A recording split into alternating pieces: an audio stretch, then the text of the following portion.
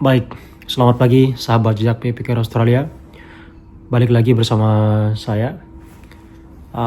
Lama tidak berjumpa dan semoga teman-teman semua sehat selalu dan dipermudahkan segala urusannya, terutama teman-teman yang proses ke Australia. Jadi teman-teman semua, di video kali ini saya akan membahas terkait hal-hal penting yang harus dipersiapkan sebelum datang ke Australia, yang sedang menunggu visanya granted maupun yang sudah granted. Ini mungkin ya menurut pengalaman saya pribadi selama 3 tahun, apa saja yang perlu teman-teman siapkan sebelum datang ke Australia, biar teman-teman mungkin setelah melihat video ini siap secara mental maupun finansial. Karena ya yang namanya merantau dan lain sebagainya itu harus butuh persiapan terlebih dahulu. Jadi buat teman-teman yang baru bergabung di channel ini, mungkin butuh informasi dan lain sebagainya, bisa di subscribe dan di like. Oke, baik teman-teman semua. Jadi terkait apa saja yang kita harus persiapkan pertama kali ke Australia atau ke negara manapun tentunya. Jadi yang paling mendasar yaitu tentunya persiapan sebelum kita ke Australia, tentunya persiapkan dokumen. Ya, jadi dokumen ini sangat benar-benar penting dalam pengecekan sebelum kita berangkat.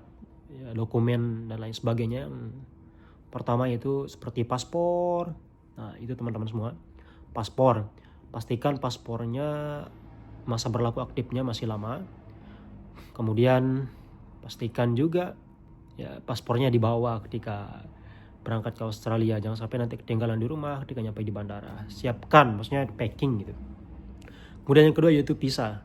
Nah, visa teman-temannya itu kalau granted, teman-teman sebaiknya print visanya, itu sebaiknya di print, kemudian ya simpan juga secara file, PDF dan lain sebagainya.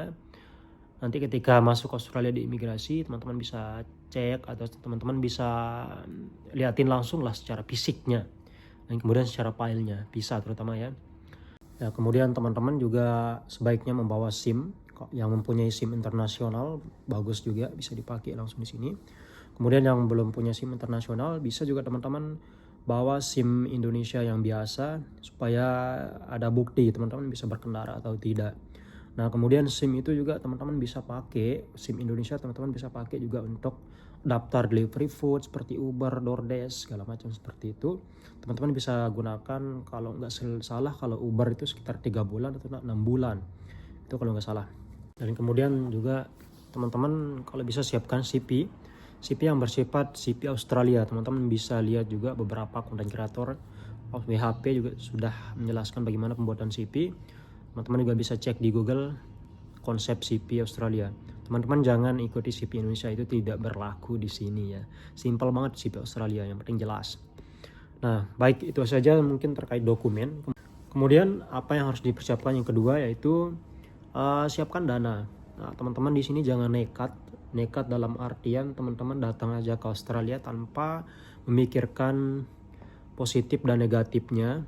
Nah, teman-teman ya ini adalah ya persiapan yang paling krusial menurut saya, karena ini menopang hidup kita selama kita di Australia sebelum mendapatkan pekerjaan.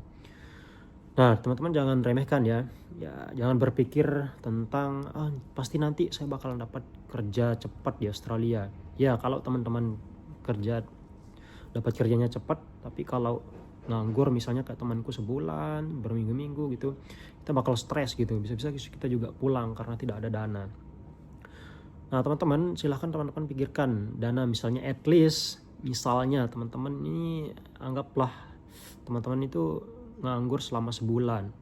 Nah, itu paling lama sebulan, bisa juga seminggu, bisa juga nyampe sini teman-teman langsung kerja gitu. Kalau banyak relasi, kemudian teman bisa cari kerja. Nah, berapa sih kira-kira persiapan kita sebelum kita mendapat kerja, anggaplah 1 bulan itu?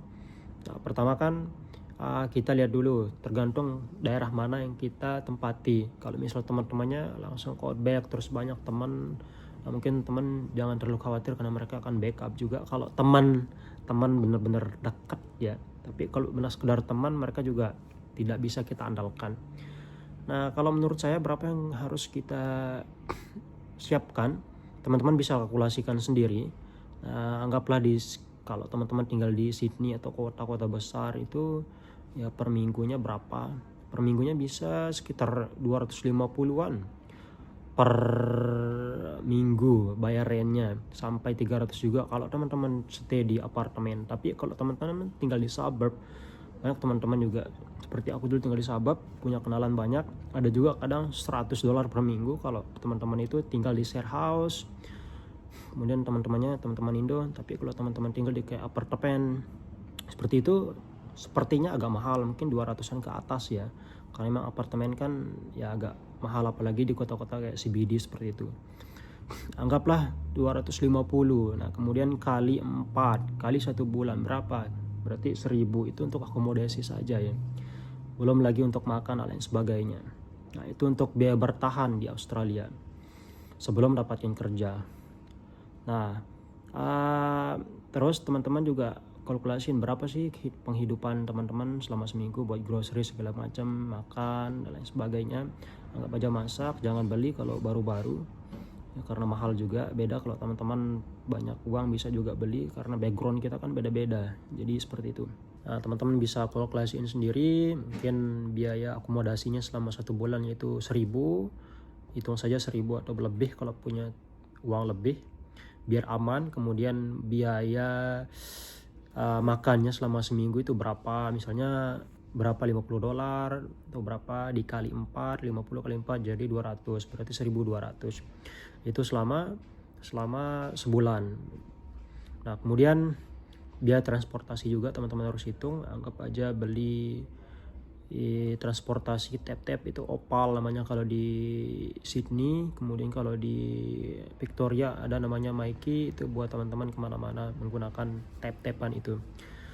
Nah teman-teman juga bisa kalkulasiin sendiri berapa, tergantung sesuai kebutuhan dan budget teman-teman. Kalau bisa bawa uang lebih, jangan bawa uang kurang.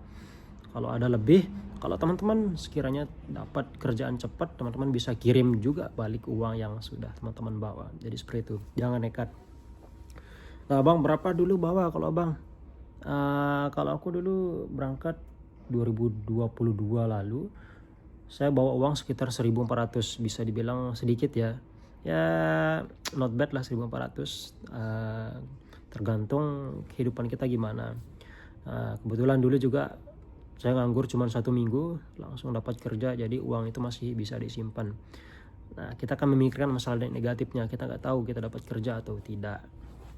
Jadi bawa aja 1500, 2000. Kalau teman-teman ada teman juga jangan terlalu khawatir, tapi kalau nggak ada teman ya bawa lebih saja. Itu saran dari saya pribadi.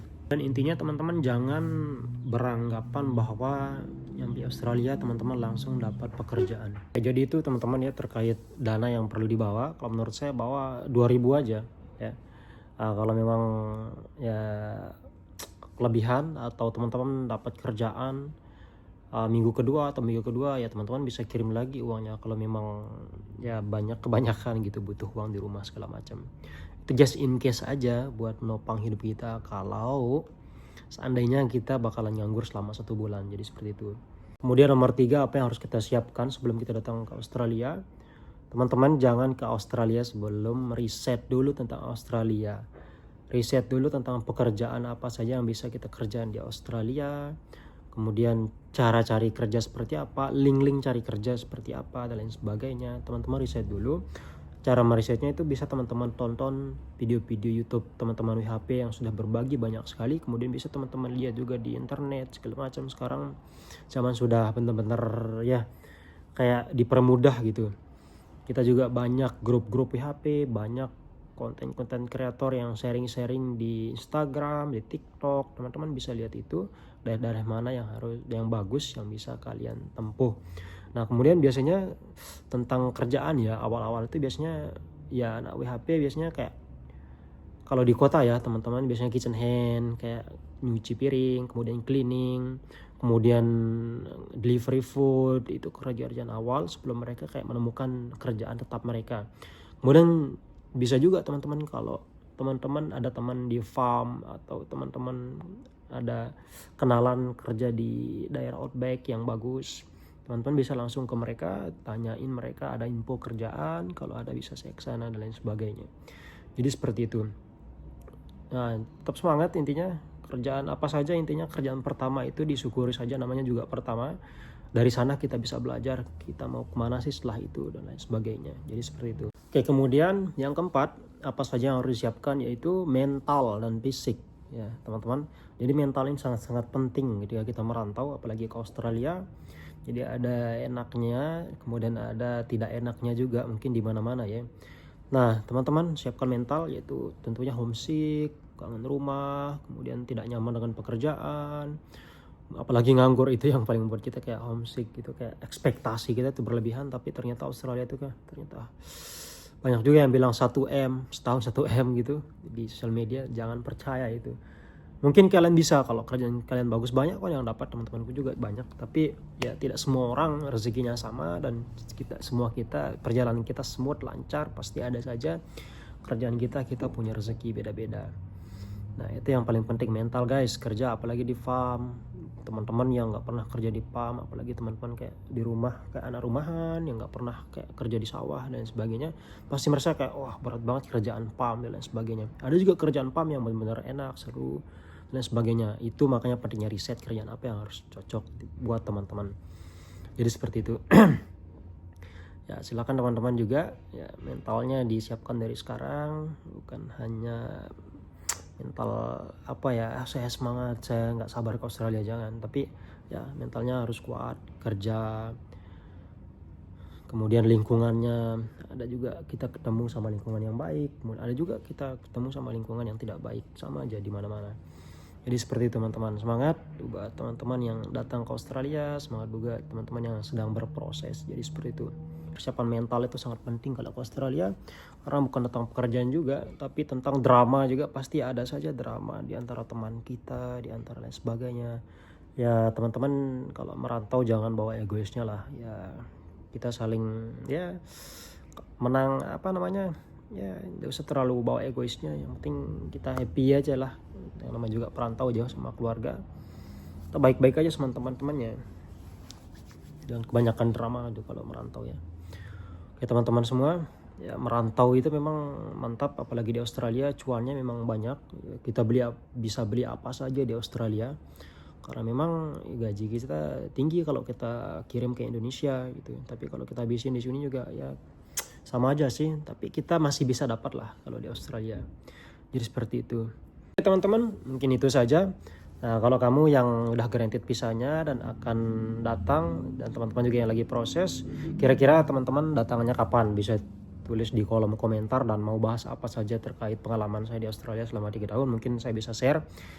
Teman-teman yang baru bergabung bisa di like, comment, dan subscribe biar tidak ketinggalan video-video selanjutnya. Next video, tulis di kolom komentar apa yang teman-teman butuhkan. Saya akan buatin ya terkait informasi tentang Australia. Mungkin cara cari kerja di Australia, kemudian cara bertahan, ya, kemudian kota mana yang bagus, nanti kita buat selanjutnya. Oke guys, mungkin itu saja. Bye bye, salam happy, semangat selalu.